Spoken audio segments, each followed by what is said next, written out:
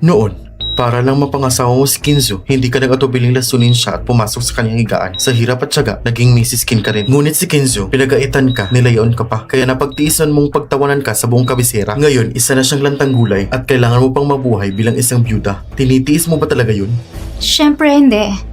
Pero, ano pa bang magagawa ko? Nandito ako. Tutulungan kita. Pumunta ka sa sinadaklatan ni Kinzo, nakawin mo ang kanyang selyo at ibigay sa akin. Maaari kong gamitin ang kanyang pangalan at gumawa ng isang huwad na huling habilin. Kapag siya'y namatay, aasawahin kita. Talaga? Ngayong kasama na kita, paano ko hayaang ikaw ay magdusa? Ang bait mo talaga.